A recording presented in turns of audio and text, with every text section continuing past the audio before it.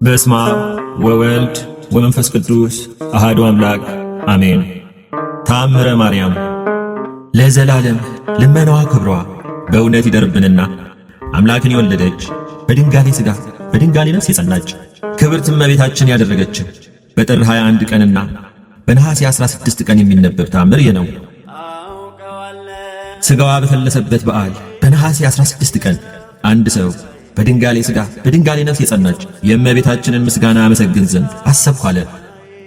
ፍልሰቷንም በሚናገር መጽሐፍ በድንጋሌ ሥጋ በድንጋሌ ነፍስ የጸናች እመቤታችንን ይቀብሯት ዘንድ ሲወስዷት አይሁድ ወደ እሳቸው በመጡ ጊዜም ስለዚህ ነገር አስክሬኗን ጥለው ሸሹ የሚል አገኘው። በድንጋሌ ሥጋ በድንጋሌ ነፍስ የጸናች የእመቤታችንን አስክሬን ጥለው እንዳልሸሹ ያን ጊዜ መንፈስ ቅዱስ አሳሰበኝ። መንፈስ ቅዱስ የሚያጸናቸው ስለሆነ ከመገረፍ የተነሳ ፍርሃት የለባቸውም።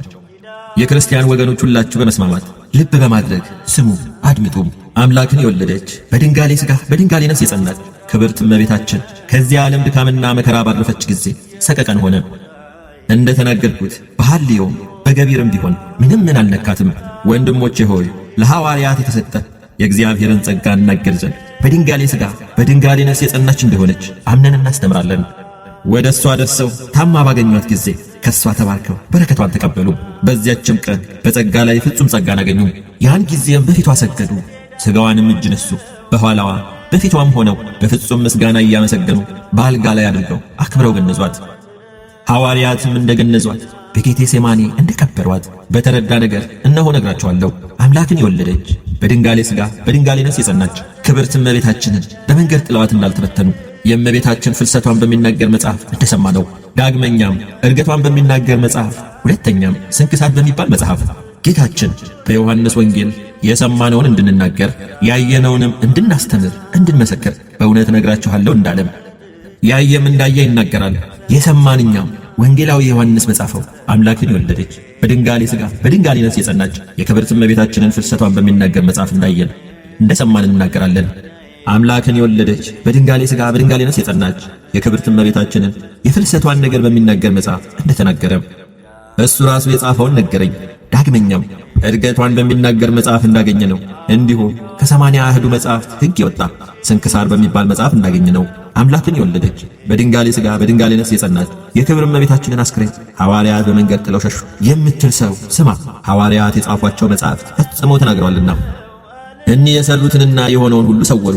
ቅናትን የተመሉ አይሁድ ያደረጓቸውን እንዳደረጓቸው ከአንደበታቸው ምንም ሐሰት አይነገርምና ዓለማዊ ሰውነት ገንዘብ ማድረግ የማይቻለው እውነተኛ መንፈስ ቅዱስን ገንዘብ አድርገዋልና የሐሰት ነገር ኃጢአትን ለምን ትሻለህ? በአገሪቱ ማዕዘን ሁሉ በአደባባይም ሁሉ እየዞርክ ንጹሐን በሚሆኑ በአባቶቻችን በሐዋርያት ላይ የሚያሳፍረውን ነገር ሁሉ አመጣህባቸው። የንጽሕት የእመቤታችንን የማርያምን አስክሬን ጥለው ሸሹ ብለህ ደፍረት እናገርባቸው ዘንድ አይገባም። ይህስ ሥራ ለአጋንንት ነው እንጂ ለአባቶቻችን ለሐዋርያት አይደለም። የጳዚዮን ዕንቁ ወልደ ነጎድጓድ ዮሐንስ የጻፈው ፍልሰቷን የሚናገር መጽሐፍ እንደተናገረ ገንዘው ታቅፈው አጽንተው ተሸክመው ወስደው አድርሰው እጅ ነስተው እያለቀሱ በጌቴ ሴማኒ ቀበሯት እንጂ አልጣሏትም። እመቤታችን ከቸርነቷ ወገን እናታቸው ናትና ከቤተ መንግሥትም ዘንድ እመቤታቸው ናትና አባቶቻችን ሐዋርያትስ ልሳነ እፍረት ክቡር ጳውሎስ እንደተናገረ በዚህ ዓለም እንደ ጥንድ የሆኑ ስለማን ነው? ስለማን በእግር ብረት አጽንተው አሰሯቸው? ከአላውያን መኳንንት ነገሥታት ዘንድ ጠብ ክርክር ባለበት አደባባይ ስለማን መከራ አጸኑባቸው ብሎ እንደተናገረ ሰውን ሁሉ ባጠመቁ ጊዜ አምላክን የወለደች በድንጋሌ ሥጋ በድንጋሌ ነፍስ የጸናች የክብር እመቤታችንን ነገር በማስተማር አይደለምን? የጌታችን ኢየሱስ ክርስቶስንም ነገር በማስተማር አይደለምን? አስቀድሞ ሁሉም በፈጠረ ታምናለህን? ሁለተኛም ከአምላክ ከአብ በተወለደ ሰው በሆነ በአምላክ በጌታችን በኢየሱስ ክርስቶስ ታምናለህን? ከአብ ጋር ዓለም ሳይፈጠር የነበረ በድንጋሌ ሥጋ በድንጋሌ ነፍስ ከጸናች ክብርት እመቤታችን የተወለደ በጲላጦስ ፊት የተሰቀለ የሞተ በሦስተኛው ቀን ከሙታን ተለይቶ የተነሳ ተነስቶም ወደ ሰማይ ያረገ በአባቱ ዕሪና የተቀመጠ ለጻድቃን ሊፈርድላቸው በኃጥአን ሊፈርድባቸው የሚመጣ በመንፈስ ቅዱስም ታምናለህን? በክብርት ቤተ ክርስቲያንም ታምናለህን? እንደዚህም ሁሉ ሐዋርያት አስቀድሞ ጌታችን በመጽሐፈ ኪዳን እንዳስተማራቸው አጠመቁ። አንተ ሰው ማንን አስተማሩ ትላለህ? ከአገር ወደ አገር ስለማን ተሰደዱ? ስለማንስ ተራቡ ተጠሙ? ስለማን ጠልተው መከራ ጸኑባቸው? ስለማን ይዘው አሰሯቸው? በመጋዝ ሰነጠቋቸው? ስለማን ገረፏቸው ገሰጿቸው? የሐዋርያትን ሥራ የሚናገር መጽሐፋቸው የእሳቸውን ነገር እንዲህ ብሎ ነግሮናልና ሊቃነ ካህናት የሰዱቃውያንም ወገኖች በጠላትነት ተነሱባቸው። በእሳቸው ቀንተው ሐዋርያትን ይዘው አስረው በግዞት ቤት አዋላቸው። ከእግዚአብሔር የታዘዘ መልአክ የግዞትን ቤት በር ከፍቶ አውጥቶ ሄዳችሁ ከምኵራብ ገብታችሁ ይህንን የክርስቶስን ነገር ለሕዝቡ ንገሯቸው አላቸው። ሰምተው ማልደው በነገ ሄዱ። ሊቃነ ካህናት ከእሳቸውም ጋር ያሉ መጥተው በቤተ እስራኤል የተሾሙ ሊቃውንትን ሁሉ በአደባባይ ሰብስበው ያመጧቸው ዘንድ ወደ ግዞት ቤት ላኩ። ብላቴኖቻቸውን ባያገኟቸው ተመልሰው ሄደው የግዞቱ ቤት ተቆልፎ ተዘግቶ አራቱ ማዕዘን ተወርብሮ ዘበኞች በሩን ሲጠብቁ አገኘነው። በከፈትነውም ጊዜ በውስጥ ያገኘነው የለም አሏቸው።